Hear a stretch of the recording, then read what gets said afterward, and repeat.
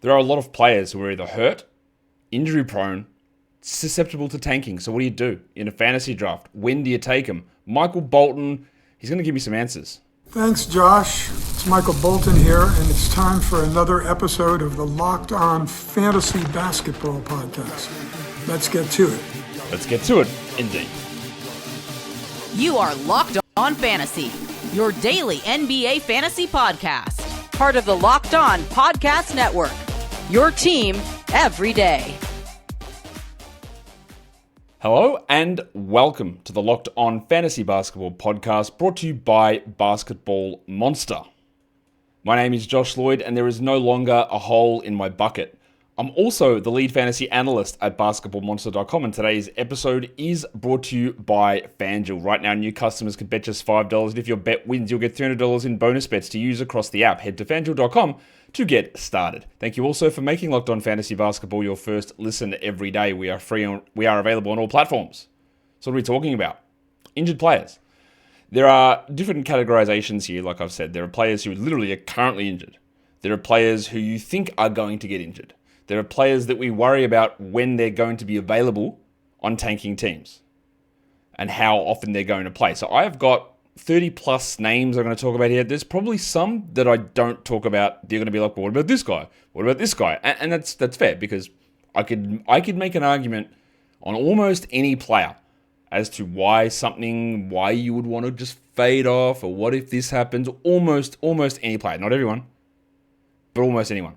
But I'm not going to do that. So if there is someone specifically that I don't reference here, just drop it in the chat, drop it in the comments, and I'll get to it. I think I'll try to, but just I don't think I can get every person in here as I want to.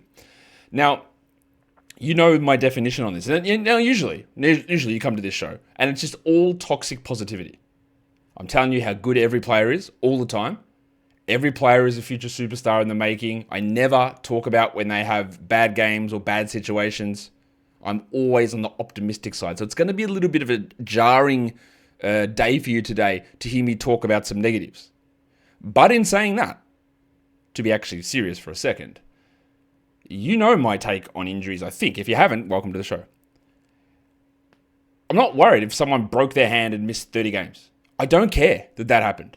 That doesn't mean they're breaking their hand again. If someone copped a concussion, it doesn't mean they get another one. If someone lost a tooth, they're not getting another. It doesn't mean that.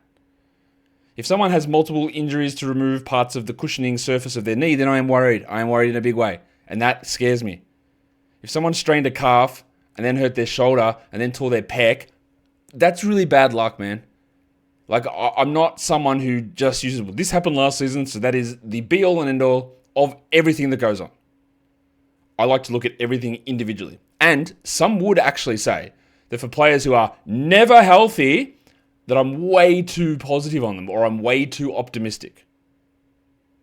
I just like to go into seasons and talking about players without absolute designations. I'm not going to sit here and say, well, LaMelo, he'll never play 70 games. Already has. Zion's never going to play more than 40 games. Literally 1 year ago played 70. I won't do that, because there's every example you can find, there's always counters to it. But we'll talk about what level of care that you have to have, what level of discount do you have to apply to players when that narrative does exist. So, I hope that sets the stage nicely. Again, a lot of you will have watched me for a long time, and especially over this preseason as well, and you know my takes on some of these players. But as with all of this stuff as well, it's relatively fluid. I could sit here and say, I wouldn't take this guy in the top 30, and I'm sitting there at 28 and I go, I really need those stats. I'll just do it. Because you shouldn't sit with absolutes with a lot of this stuff. And people often ask me, hey, have you got a list I can just draft off? No. And the reason that I could give you a list of names and you draft off it, well done, right? But it's actually suboptimal. That doesn't provide good results. I would never draft off that, so why would I want somebody else to do it that way? It's about having little groupings and ideas and flexibilities and guys that you can sort of, I'll do this time and maybe I'll do this. But in the end, when you're getting down to nitty gritty decisions like that, the differences aren't that big. And some goes with this sort of stuff. I'd never draft this guy. Well, what if he sits there at pick 90 and you said you wouldn't draft him in the first 3 rounds because who knows? We have to have a level of flexibility, a level of context, a level of individuality, I think, when talking about players. So let's talk about them. Go. All right. Let's talk about a couple of guys who, at first, I'll be honest with you, I didn't actually put them on the list because for some reason I just missed them, but they do deserve talking about 2 big men, Anthony Davis and Kristaps Porzingis. I don't believe you should take Anthony Davis in the first round. But that is not necessarily to do with injury history. My projections do not have him sitting. I've seen him go at 5, 6, 7, 8. I don't like it. I wouldn't take him into the turn. Now, there is a small injury part in that. He looks fat. He busted his eye. He barely played last season, but I'll use the same rationale. He played 70 games the year before? So it can happen. But it's more to me that you are playing at a position that reduces your fantasy stats. You can't really shoot. And at power forward, you're going to have to do more of that. And that should reduce your field goal percentage. And it should reduce your blocks. And it probably reduces your rebounds to an extent. So I'm down on Davis compared to that. Let's take him in the middle of the first round consensus. So I would take him at the turn. 12, 13, 14, 15. That area. That's me. And there's a small injury bake in there. What about old mate, the infirmary, Kristaps Porzingis, who missed months of last season, could play 5 minutes a game in the playoffs due to illness, has had some persistent knee problems. I am higher on Porzingis than most. I know that they are going to be cautious with him. They will keep his minutes a little bit lower in Atlanta, I think. I also believe that he will sit on back-to-backs. But I also think that on a per-game basis, he could easily be a top 20 player, easily, maybe top 15. And he currently is not dealing with an injury. And last season, he wasn't dealing with an injury. It was a weird, out-of-nowhere illness. I would not generally consider him outside the top 35, but there'll be times I'll sit at 31 and go, man, what Porzingis gives here actually makes sense for me. So again, it's relatively fluid. But you're talking about a top 20 to top 15 player that, even you talk about where Porzingis sits at the moment in terms of where he's going to be drafted, you can get 40s, 50s sometimes to get Porzingis. And and so much of this stuff with these injury-prone discount players, it's about the value becomes too hard to pass up at certain spots. I'm just trying to see what Porzingis' ADP is. It's 54. It's 63 on Fantrax and 77 on ESPN. They are no-brainer decisions to me. Domantas Sabonis is going to miss the beginning of the season, in my estimation. He has a hamstring strain. They've just said it's a mild hamstring strain. I know the NBA has no idea how to handle hamstring strains, but a mild hamstring strain should be minimum 10 days, should probably just be 2 weeks, which should rule him out for the first week of the season. Now, they are idiots, of course. And especially idiots, they are the Kings. So he could play opening night. You all know that I am down on basically every Kings player. I wouldn't draft Sabonis in round 1 before he hurt his hamstring. I probably wouldn't take him in round 2. In category leagues, points leagues, debatable. Now, I'm looking outside the top 30 and honestly might go lower. Maybe. It's not that missing a week of time is a huge deal. It's 1 week out of, let's say, 21 weeks before your fantasy playoffs. Or before your fantasy season ends, whatever it is. It's not a big deal. It's more that can linger. And we have seen it time and time and time and time and time and time and time again that when the NBA brings a player back from a hamstring injury, the rate of recurrence of those injuries is high. And then you're looking 3 weeks out. And then it starts to become a problem. So I was already down on Sabonis. I was already probably not considering him in the top 25 anyway. And now I'll just move him down that little bit extra. I'm recording this on the 18th of October. We're about to get hit with a flood of injury updates, and you're not going to be ready for them. This is going to happen Monday or Tuesday, I think. I don't know this with these ones. Much like the people got, they were shocked that Jaren Jackson played. Why? I thought that was relatively clear he was going to play, and all my decisions were based on that. But you are going to get an update on the Bronco, Jalen Williams, I think, that's going to say he is going to be reevaluated in 2 to 3 weeks. I think there is no shot that he is playing opening night. I think that there is almost no shot he plays in October. I think he might be out, like, maybe Thanksgiving. I don't know. These are gut instincts. Nobody has told me this. I've seen Jalen Williams at times go at pick 11 or 12. I think people are starting to get a little bit more worried now, but he to me is not a first 3-round guy. For the injury reason, but also for some of the performance stuff that I think the defensive stats was fueled a lot by the early season numbers last season playing at center. But this injury is not great. To me, not a top 35 player. LaMelo, not injured. Except today's preseason game, they're listing him out with a knee contusion. I'm not worried about that, but we'll see. He's currently not injured. LaMelo very much can be a top 10 per game player. I would not take him outside the top 20, but when you get to like pick 23, 24, and you're looking on the board, you go, what am I going to do here? Because LaMelo makes a lot of sense. He has had a lot of ankle injuries, but I will also continue to say this. The reason that he sat out down the stretch last season was not really an injury. He sat out because the team was winning, had won 10 games, and they were trying to maximize lottery odds. And yeah, he has ankle soreness. He has wrist soreness. He played some back-to-backs last season. He barely got hurt in the first 3 months, and then Brandon Miller went down, and it all turned to crap. The problem I have with LaMelo this season is the team is crap. So are we going to get the same thing crop up again? Because otherwise, I don't think I'd really be worried. I wouldn't do it inside the top 20 for LaMelo. LeBron had a knee injury in the playoffs, came back, barely has done any basketball work, it seems, since July, has a sciatic nerve injury, won't be available till mid-November. They're going to be really cautious. Yeah, you should be incredibly cautious about this. I already didn't have LeBron in my top 25 because he is old. Now there's all this other drama with the Lakers and this injury.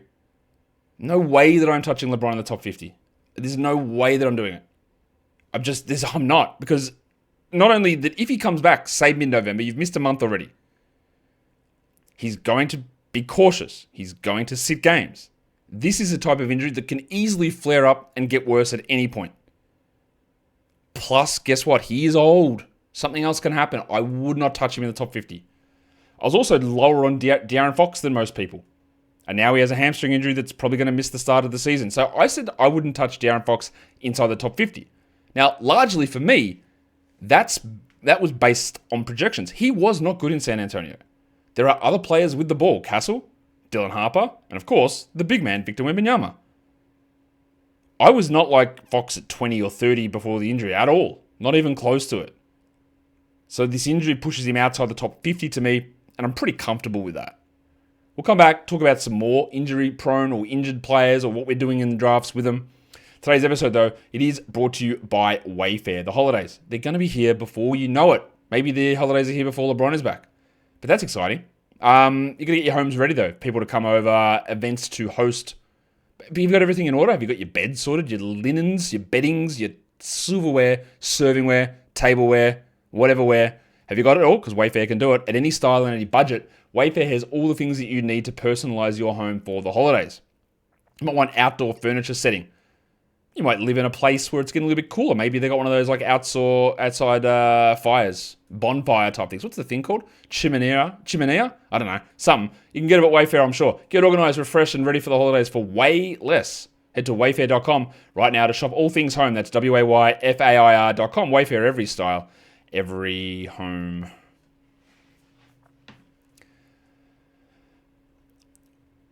We are talking dudes who get hurt. It's not probably the real name of the show, but that's what we're talking about. Guys who are currently hurt. What do we do with them? When do we pick them? Do we pick them? You might be someone who's like, I am never touching this player. Do not draft. If you want that information from this show, you're not getting it. Thanks for tuning in this far. I'll see you next time. Zion Williamson. I believe Zion Williamson is a very clear top 10 points league player and a pretty clear top 20 head-to-head category player. Roto, probably outside the top 40. Different story. Zion is healthy. Zion played 70 games 2 years ago. Now, to be fair, he had played 0 games in one season. He has barely played. And last season, he played like 30 games with a hamstring injury. They also kept his minutes down. And the worry I have with Zion is the recurrent hamstring. That's not as worrying to me as a recurrent knee cartilage meniscus injury, but it's probably the worst recurrent soft tissue injury you can have in terms of if someone continues to ping their hamstring, it's right up there with pinging your calf multiple times. It's not great. I would take Zion in round 1 or round 2 if there was none of that history. Not even no question from me. But that does exist, and I am worried. And also, that team is trash. They are terrible. That team is going to be so bad. I don't know which team I'm going to rant about their front office more, whether it's the Pelicans or the Kings this season. I would not take Zion, in most cases, inside the top 30.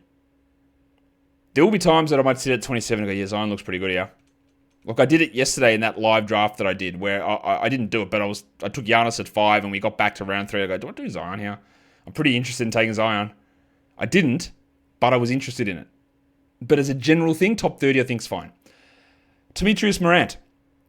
When John Morant hurt his ankle, Memphis beat reporters were like, this is nothing. We think this is just preservation and he's all good. He was asked about it, and it was like, Ja, what do you think about people that think that you will not be there opening night? And he said something along the lines, they be tweaking, which I guess means they're full of crap, right? And then, but of course, the Grizzlies put out an injury report, and remember, you cannot trust the Grizzlies' injury report at all. They said he's week to week. Just remember, this team is either the most dishonest injury reporting team in the league or the dumbest injury reporting team in the league. And I don't know which one it is. The amount of times I've said, he's got a grade 3 sprain. 2 days. It's not really how grade 3s work, my guy. So when they say week to week, do they actually know what it means? Or are they deliberately lying? I still, and I believe this with Jaren Jackson, and he's playing, I still believe that Morant will be available opening night. And if he's not, it might be a day or two. So I'm not that worried about it. But the problem, of course, is how many knee and back and shoulder and whatever sort of issues Morant has had through his play style. These are not, they're unlucky, so to speak, but it's his play style that causes this. I think Morant is a top 20 points league guy. I think that he is underrated for category leagues. Maybe top 25. I wouldn't take him inside the top 40. I think we've got this idea, and I said this to Dan Besbris when I was on his show a few weeks ago, that we still have this idea, people go, he's terrible for 9 cat, he never gets steals, he never hits threes, he can't hit free throws. And that's all not true, by the way. Just got to look at his numbers. Like, those things have changed. So yeah, top 40. Kawhi. Kawhi is healthy. Kawhi is awesome. Kawhi is a first-round player. I wouldn't take him inside the top 45 for a very specific reason, and you know what the reason is. I'll just put him and Joel Embiid together. It looks like both guys will play opening night. Embiid, more debatable. They have had multiple knee surgeries on the same knee to remove parts of their meniscus, which provides the cushioning, which helps reduce the swelling that happens when you jump up and down on a hard surface.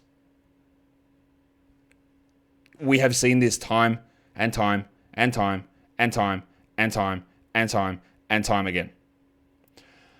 It is absolutely possible that Kawhi plays 65 games, Embiid plays 60 games. They're both first-round players, and you get steals when you pick them in the 40s. That is, I acknowledge that is actually quite possible. I am very happy to just miss out on that.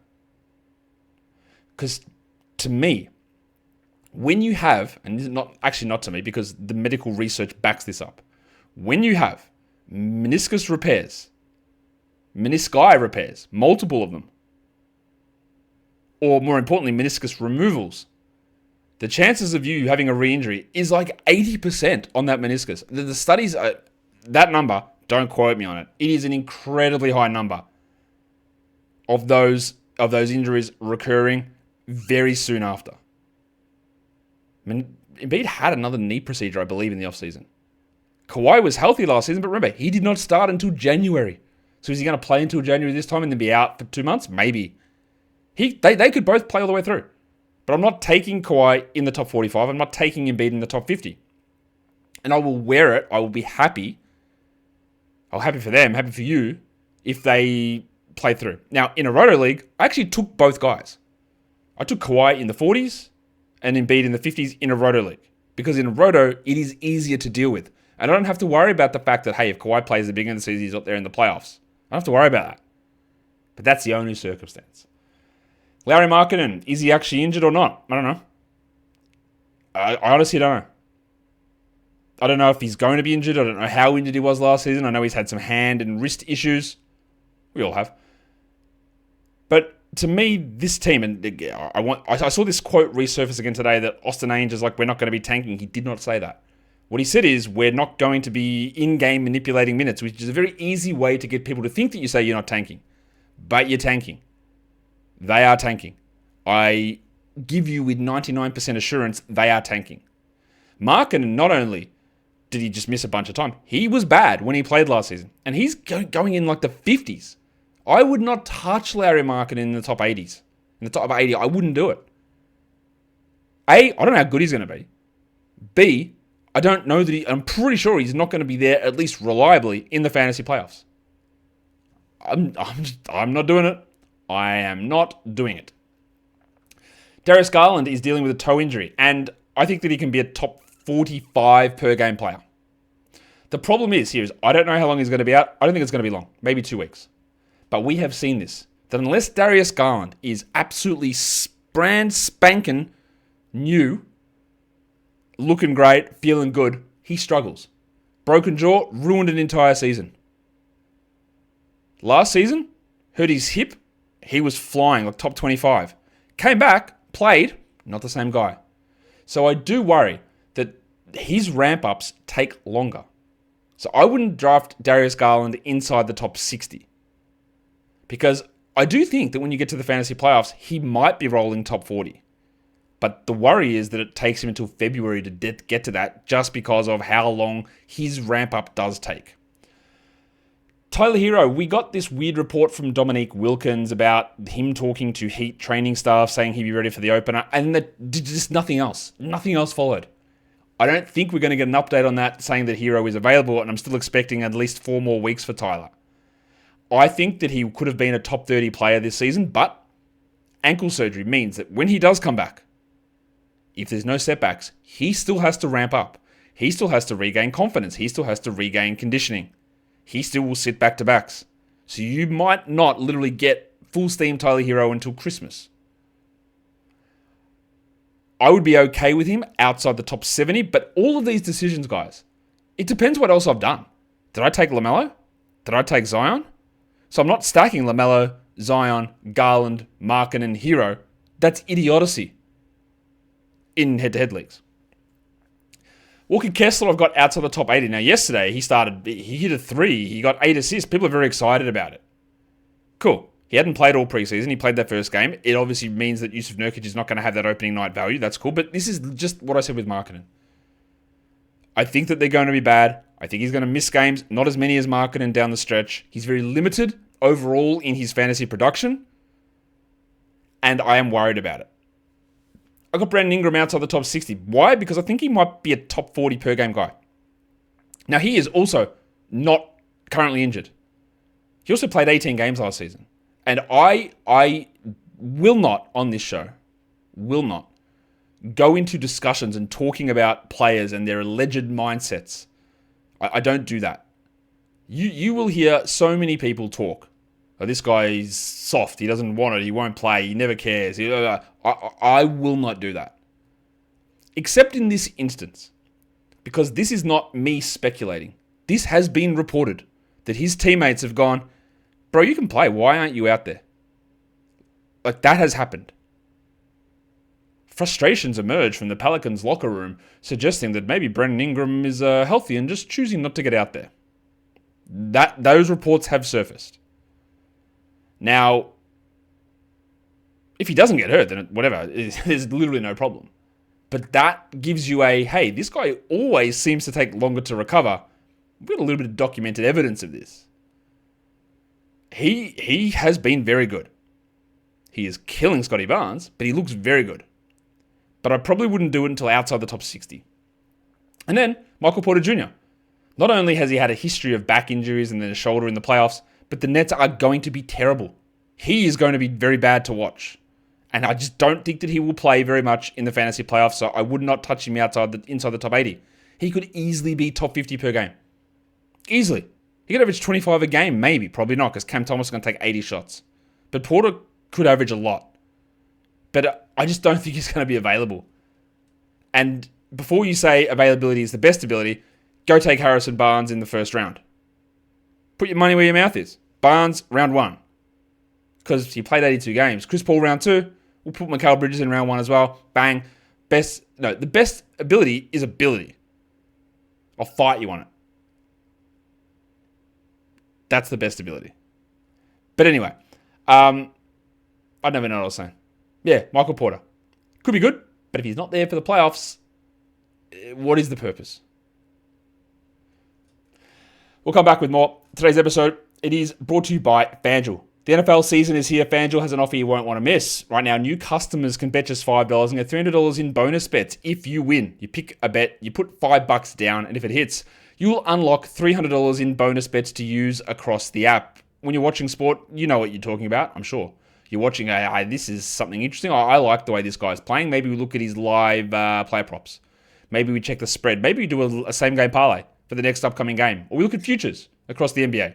So what are you waiting for? Go to FanDuel.com, download the FanDuel app today, and get started. And don't forget to gamble responsibly. We're talking about when and where to draft injured players or guys that we're worried about heading into the season. You might have different answers for these guys, and that is totally okay. I'm just giving you some of my thoughts as to where we draft these guys. Now, Jalen Green hurt his hamstring. Came back to practice. And guess what he did? Oh no, hurt his hamstring again. Jalen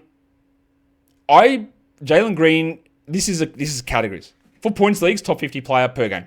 Category leagues, I think probably top 80 per game. But the Iron Man that he is, also remember this. If you have not been injured in the past, that doesn't mean a single thing. It means nothing. And I will continue to show you evidence of this. Domantas Sabonis, Keegan Murray, Jalen Green. All these players who are not going to be available for the start of the season, who just never miss time, and their durability, they always want to be there. All right, doesn't matter. So I put Green for category leagues outside the top 120. For points leagues, outside the top 75. Because he's going to miss time. I think he probably misses 3 to 4 weeks. Honestly. But I also noticed, and I say this, I also noticed that I've mixed up, I've mixed up Jalen Green and Jalen Suggs' top number. Jalen Green is outside the top 80. Suggs is top 120, so my bad on that. Jalen Green is top 80. So ignore that top 120, top 80 for Jalen Green. Paul George. Don't think he's going to be available opening night. I would guess maybe a week or so into the season, but that's another knee surgery for George. I was relatively okay with a bounce back for Paul this season. Not really now. I wouldn't touch him inside the top 80. His per game numbers were bad last season. His shooting was terrible. His steal numbers were still pretty good, and he had some okay assist numbers. His usage tailed off.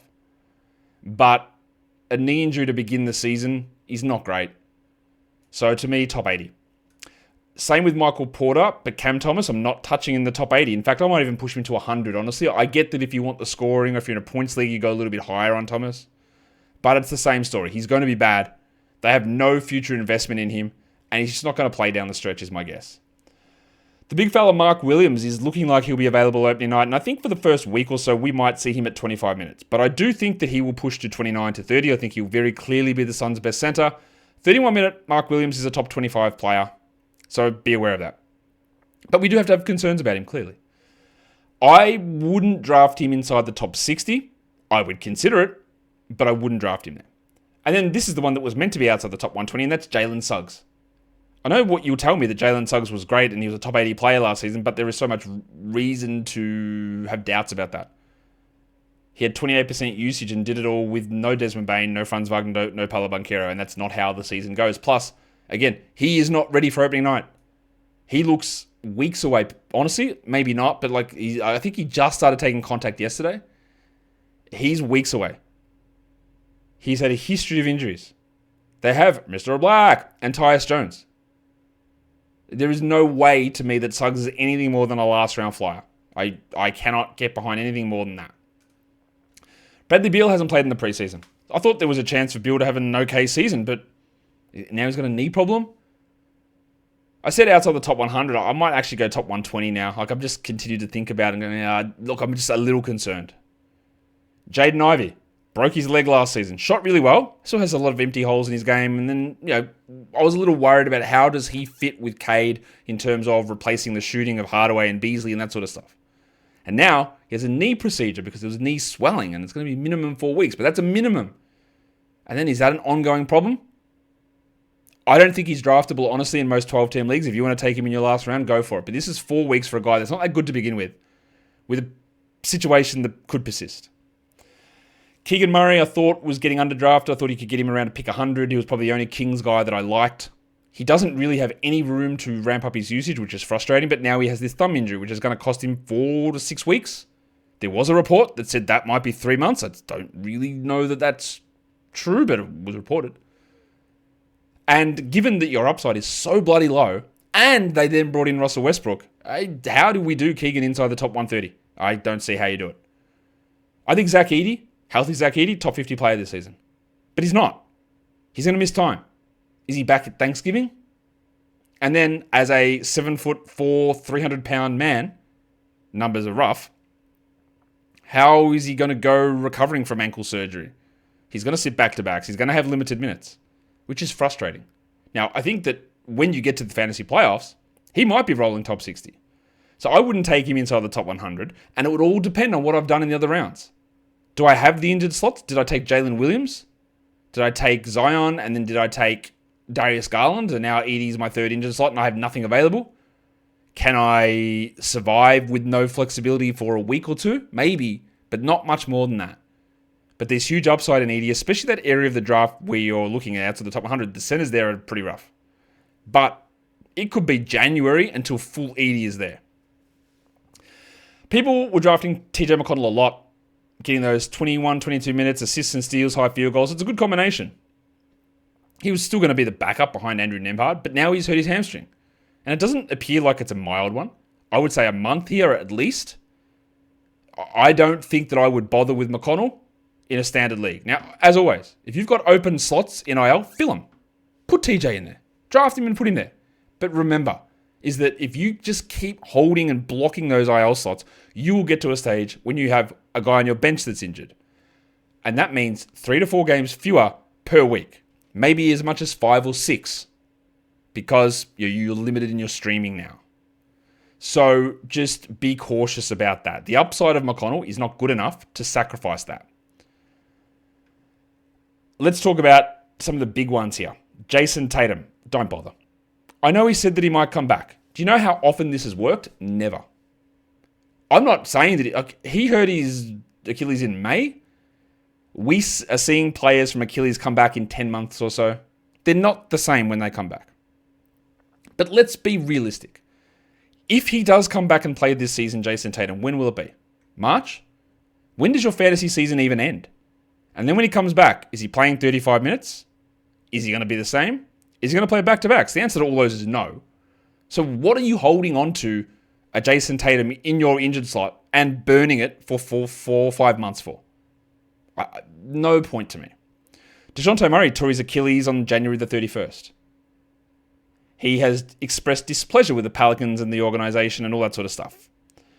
I think that he'll be back maybe in January. I think he'll push closer to 12 months on this injury, honestly.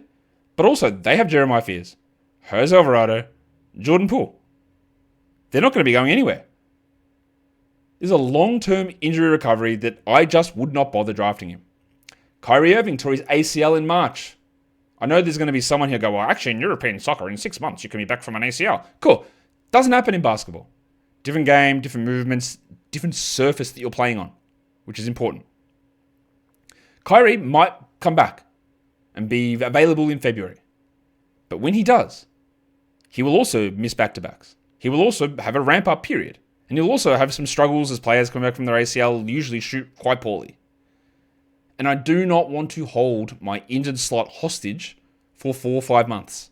It doesn't make sense. To finish this off, 2 young guards. Sterling Henderson. Scoot. Bad hamstring strain. They said up to 10 weeks. So we're, I think, 3 or 4 weeks into that. But that means that, again, Thanksgiving. And when he comes back, what's he going to do? We already knew they had 7 starters for 5 spots.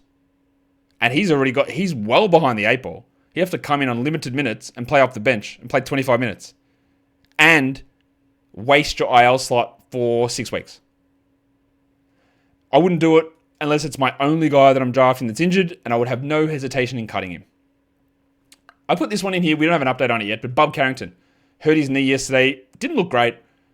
Reminder, played 82 games last season. Hurt his knee, didn't put any pressure on it. He also looked terrible in the preseason. And for a guy that you'd just be taking a late flyer on, who did not look good, and now hurt his knee, and again, I don't have an update on this, I just wouldn't bother drafting him.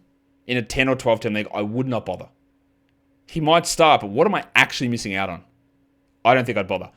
I also didn't include this one on here, but Jaylen Brown left the game with hamstring tightness.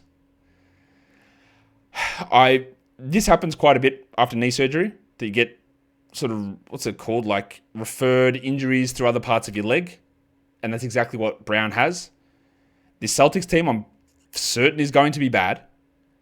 And I'm certain they're going to be very cautious with Jaylen Brown. So while you think that he's going to get this big usage bump, he has a lot of other deficiencies. Plus, I just don't think he's going to play that much. So for Jaylen, given this latest hamstring thing, we'll see how much time he misses, if any. I wouldn't do it in the top 40. And it might not be top 50 for Jaylen Brown. Might not. But that and the Bub one, we don't really have any sort of concrete updates on it. And that is a look at some players that are injured or injury prone. Tell me if there's somebody that I missed that you wanted to hear about, and we can chat about it in the comments. Hit the hype if you're on the YouTube mobile app. Thumb it up and subscribe and leave comments. Double bang, audio, video, all that stuff, guys. We are done here. Thank you so much for listening, everyone. See ya.